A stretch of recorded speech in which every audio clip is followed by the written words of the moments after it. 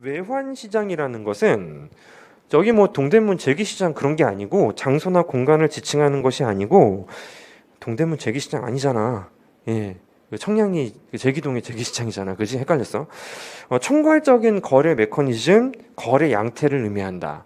여기도 수요 곡선과 공급 곡선이 있지만은 일단은 기본적으로 어떤 장소를 지칭하는 건 아닐 것 같습니다.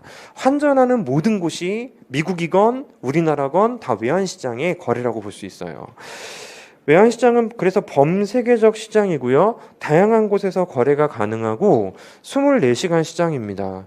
근데 과거에 우리나라가 환율 조작국이라는 말을 지금보다 훨씬 더 많이 들었었는데 이제 환율이 올라가면은 수출 기업들에게 좀 유리해져요. 세계 시장에서 가격이 좀 저렴해지고 설명드릴 거예요. 또 이제 떨어질 것 같으면은 수출 기업들이 좀 불리해져요. 세계 시장에서 달러 기준 택이 조금 이제 올라가거든. 그러다 보니 우리나라가 수출 중심으로 성장하다 보니 중앙은행이 틈만 나면은 환율을 떨어질 일이 있는데도 자꾸 끌어올리고 막 그랬어요. 떨어지는 것 같아요? 그럼 장을 마감시켜버려. 거래를 못하게. 전화 안 받아. 인터넷 연결 안 돼요. 예, 그러니까 실제로는 환율을 24시간 동안 거래할 수는 없었던 시장이었던 거예요.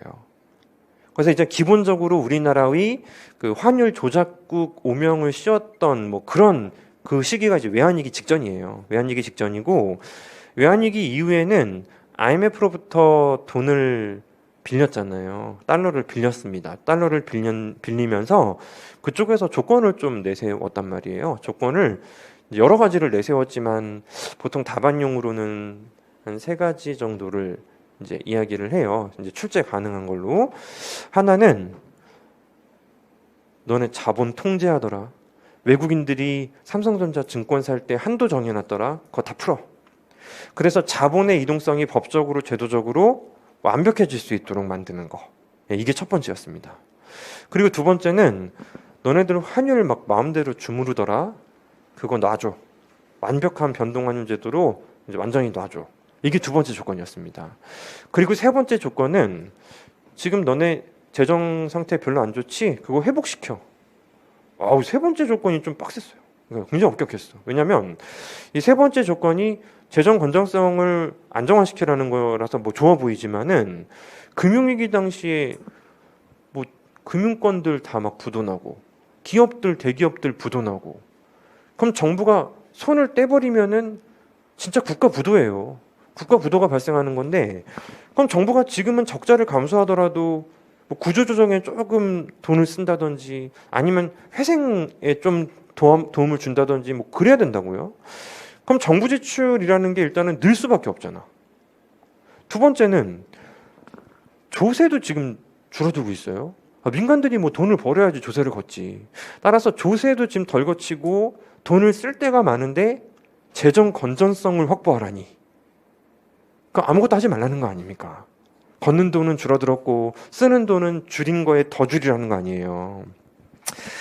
그래서 그 당시에 이제 돈을 빌리면서 진짜 솔직한 말로 진짜 피눈물을 흘립니다.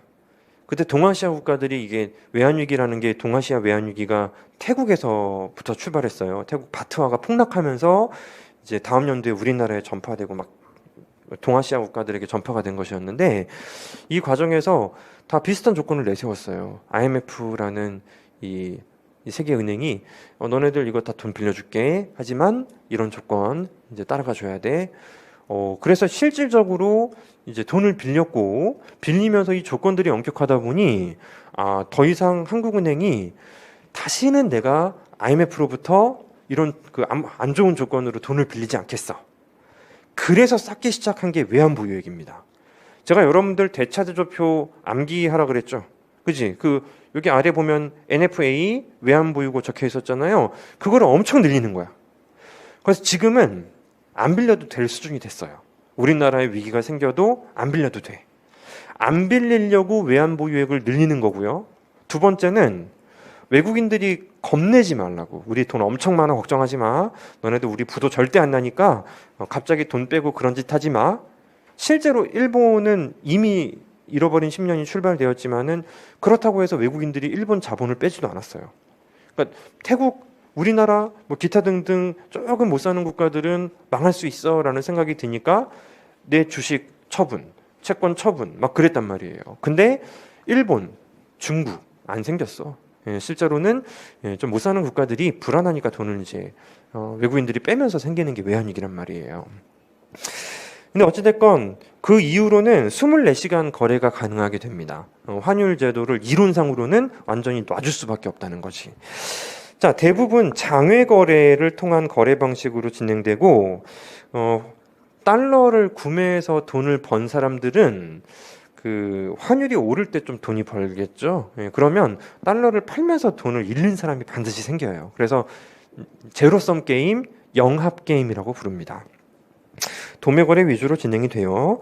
자, 환율과 관련되어서는 용어상 정리도 굉장히 필요한데 우리가 보통 신문에서 보시는 환율은 우리나라 기준으로는 원화를 분자해 놓고 원퍼 달러. 자, 이걸 이제 직접 표시법이라고 이야기합니다. 직접 표시법. 이 직접 표시법으로 환율을 대부분 표시를 하죠. 우리가 환율이 올랐어 그러면 1,000원 퍼 달러가 뭐 2,000원 퍼 달러로 올랐다고 생각하지 그 반대 비율로 생각하지는 않잖아요. 그래서 이제 일반적으로 환율을 표시하는 방식이 직접 표시법이 있는데 자국화폐를 분자에 넣는 겁니다. 자국화폐를 분자에 넣는 걸 직접 표시법이라고 한다면 간접 표시법이라는 방식도 있는데요. 이건 자국화폐를 분모에 넣는 거예요. 실제로 미국 가서 우리나라 환율 얼마예요? 물어보면은 1,000원 퍼 달러라고 합니다. 그러니까 이제 미국은 간접 표시법을 쓰는 거예요. 우리나라는 직접 표시법을 쓰고 미국은 간접 표시법을 쓰는 거예요. 근데 이제 명목 환율을 이제 제가 대문자로 표현을 한다면은 이 경제에서 명목 변수는 물가로 나눴을 때 실질 변수라고 그랬잖아요. 그지? 그래서 자, 실질 환율이라는 것도 존재하게 되는데 잘 보세요. 명목 변수를 물가로 나누면은 실질 변수입니다.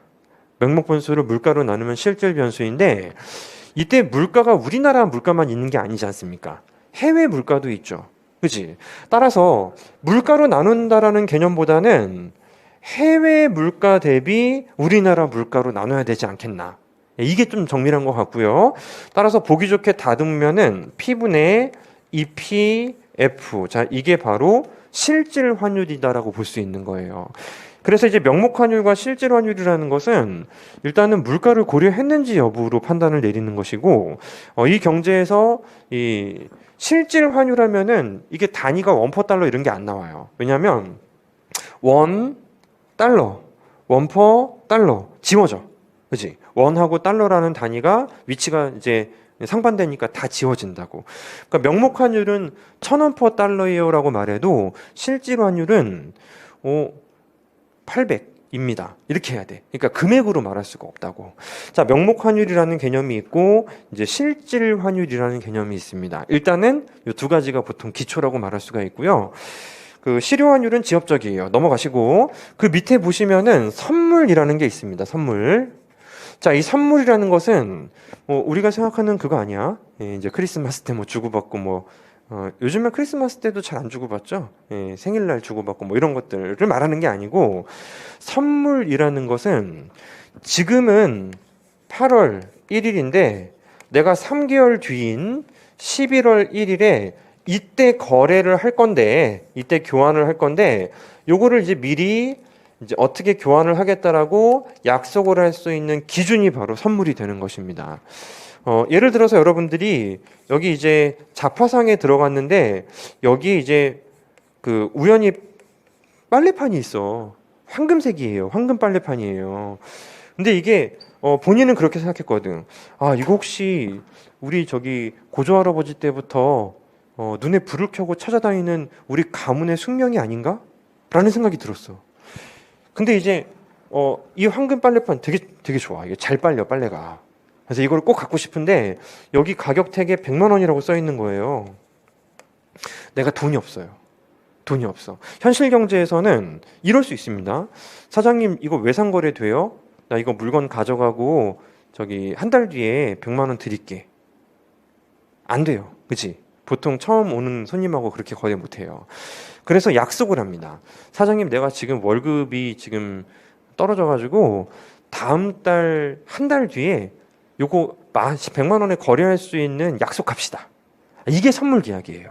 선물 계약은 외상 거래가 아니고 다음번에 거래할 것을 약속하는 것을 우리가 선물 계약이라고 하는 것인데, 이게 선물 계약을 하게 되면은 반드시 다음 달에 와서 내가 사야 돼요. 반대로 이 매장이 그 주인은 반드시 다음 달에 가서 반드시 팔아줘야 돼요. 그 사이에 여러 가지 변화가 생길 수 있거든. 알고 보니까 이 빨래판 뒤에 그 메이드 인 차이나라고 적혀 있더라고. 100만 원짜리 가치가 없었던 거야. 5천 원짜리였던 거예요. 근데 그래도 약속을 했으면은 반드시 100만 원을 이제 해야 된다고, 주고 사야 된다고. 근데 반대로 알고 보니까 뒤에 뭐 메이드 인 뭐 저기 이태리 뭐 이렇게 돼 있는 거야. 그리고 안에 실제로 황금이 들어있대. 그래서 이게 알고 보니까 가치가 1억이에요. 1억. 그래도 주인은 100만 원에 팔아야 된다고.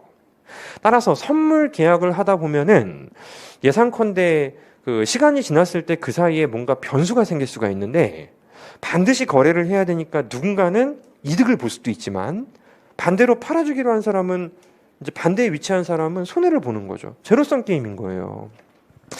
그럼 이제 빨래판 이야기는 그만하고 이제 빨래판 대신 달러라고 하자고. 달러. 1달러.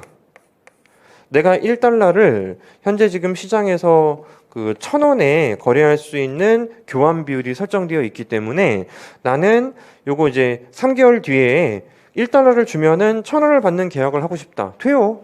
되고요. 반대도 돼요. 내가 1,000원을 주면은 1달러를 받는 계약을 체결하고 싶다. 이것도 선물 계약이라고 볼 수가 있습니다. 그러면 이 선물 계약을 돈벌이 수단으로 쓰는 사람들도 분명히 있겠지만은 대부분 필요할 수밖에 없는 거는 수출업자하고 수입업자예요. 수출업자가 내가 지금 현재 한 10만 원 정도 받으면은 장사할 수 있을 것 같아. 왜냐면 원가가 9만 원이었거든. 원가가 9만 원이었어가지고 한 10만 원 정도 받으면 괜찮다고 생각하고 이제 수출을 했습니다. 근데 현재 본인이 1,000원 퍼 달러 정도를 생각하고 수출을 한 거라서 이제 10만 원이면 얼마입니까? 100달러인가? 100달러죠? 그래서 100달러를 받기로 했어요. 100달러를 받기로 했는데 수출업자와 수입업자들은 돈을 바로 받진 못해요. 예, 기다려야 돼. 시간이 좀 걸려. 시간이 걸리니까 3개월 뒤에 100달러를 받기로 했는데, 이러면 대박이지, 그지? 만약에 1,200원으로 환율이 올랐어. 그러면 대박이지. 12만 원 되니까 더 큰 돈을 벌잖아요. 근데 문제는 이게 800원으로 떨어진 거예요, 환율이. 큰일 났습니다. 큰일 났어. 내가 100달러를 받아서 10만 원 만든 다음에 원가 이제 임대료도 내고 뭐 임금도 주고 한 10,000원 정도를 남길 생각을 가지고 있었는데 800원으로 떨어지면 8만 원밖에 안 생긴다고. 그러면 10,000원 손해를 봐요. 이거는 수출 기업에게는 치명적일 수 있어요. 그럼 10,000원 가지고 왜 그러세요 하지 마시고, 이게 100억에 90억 하면 얘기가 완전히 달라지잖아요. 따라서 얘네들은 이렇게 하고 싶어. 달러 갖다 줄 테니까 원화 주세요라는 계약을 하고 싶어요. 원화 줄 테니까 달러를 주세요라는 계약을 해. 이 방향으로 계약하는 거죠.